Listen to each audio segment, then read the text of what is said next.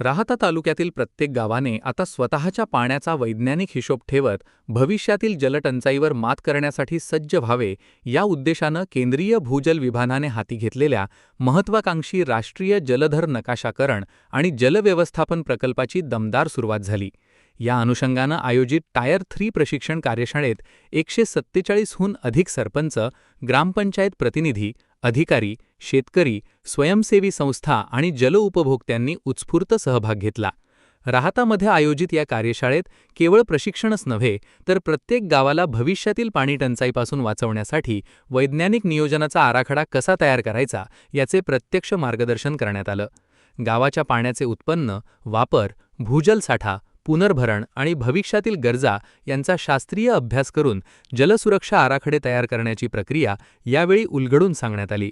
यावेळी राहाता गटविकास अधिकारी विवेक गुंड यांनी या प्रकल्पाचं स्वागत करत स्थानिक प्रशासन या प्रकल्पासाठी भरीव स्वरूपात सक्रिय सहभाग नोंदविल अशी ग्वाही दिली।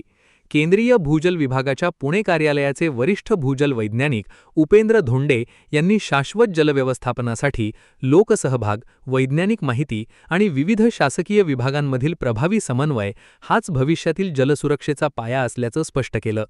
पंचायत राज संस्था, लोकप्रतिनिधी, प्रशासन आणि नागरिक यांच्या एकत्रित सहभागाशिवाय जलसुरक्षा शक्य नसल्याचंही त्यांनी सांगितलं।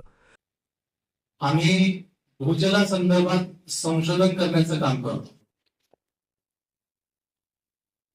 इसवी सन 1972 पासून ते आज तागायत केंद्रीय भूजल विभागाच्या कामाच्या पद्धतीमध्ये हळूहळू बदल होत गेलेला आहे।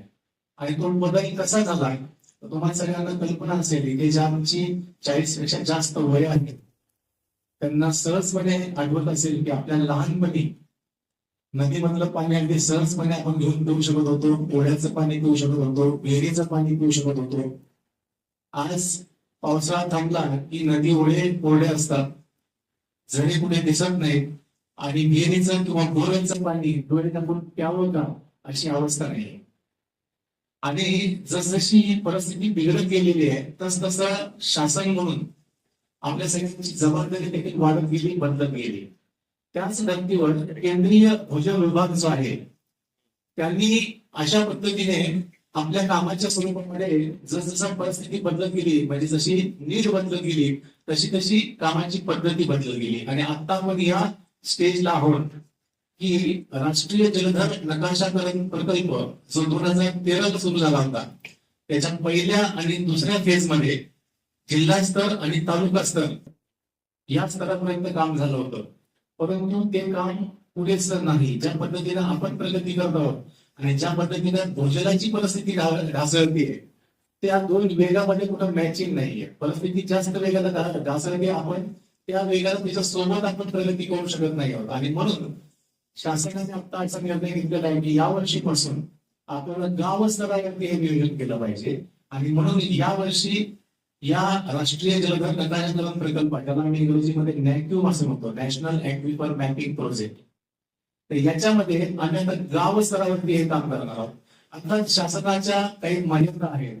आपण अशा पद्धतीचं गावाचं पाण्याचं नियोजन करण्यासाठी लोकसहभागाची अपेक्षा करतो, स्थानिक ज्या एनजीओ आहेत त्यांच्याकडनं अपेक्षा करतो, जे CSR मधनं काम होतात आपण त्यांच्याकडनं अपेक्षा करतो। पण शासन म्हणून या सगळ्यामध्ये आपण एक महत्वाचा दुवा असतो। दरवर्षी पेपरमध्ये येतो त्यावेळी एल निनोचा इफेक्ट राहील का, ला निना राहील, त्याचे छोटे छोटे पण याचा गंभीर परिणाम काय होतो। आता आपल्याला राहत्यामध्ये बसून त्या गोष्टी तुम्हाला नाही, राहता सारख्या कृषी प्रधान तालुक्यामध्ये हे कार्यशाळा आयोजित होते आणि याचा आपण सर्वांनी फायदा घ्यायचा आहे। खूप म्हणजे आपण तसं भाग्यवान आहोत की ही कार्यशाळा आपल्या इथे होत आहे। याचा निश्चितच आपण आपल्या सर्वांची जबाबदारी की गावातील प्रत्येक समाजातील प्रत्येक घटकापर्यंत ह्या कार्यशाळेचा उपयोग झाला पाहिजे। या कार्यशाळेसाठी उपस्थित राहिलेले सर्व म्हणजे जे तज्ञ लोक आपल्या पुणे इथून आलेले त्यांनाही मी आभार मानतो की त्यांनी आमच्या तालुक्यात कमी वेळामध्ये हे नियोजन केलेलं आहे। तर मी जास्त वेळ न घेता या कार्यशाळेसाठी मी आपल्या सर्वांना परत एकदा शुभेच्छा देतो। भूजल वैज्ञानिकांनी जलसंधारण योजनांच्या यशामागील सर्वात मोठा घटक म्हणजे लोकसहभाग असल्याचं अधोरेखित करत ग्रामपंचायत, स्थानिक प्रशासन, लोकप्रतिनिधी आणि जलउपभोक्त्यांच्या जबाबदाऱ्यांचे सविस्तर मार्गदर्शन केलं। कार्यक्रमाचे सूत्रसंचालन शुभांशु तिवारी यांनी केलं, तर आभार प्रदर्शन व्ही हेमलता यांनी केले. राहाता तालुक्यातील प्रत्येक गावाचा वैज्ञानिक जलसुरक्षा आराखडा तयार करण्याच्या दिशेने ही कार्यशाळा एक महत्त्वपूर्ण टप्पा असून भविष्यातील पाणी व्यवस्थापन संबंधी दीर्घकालीन उपाययोजना राबविण्यासाठीचे महत्त्व या निमित्तानं अधोरेखित झालं. प्रतिनिधी धनंजय वाकचौरे, माय न्यूज, राहाता. ताज्या बातम्यांसाठी बघत रहा माय न्यूज डिजिटल.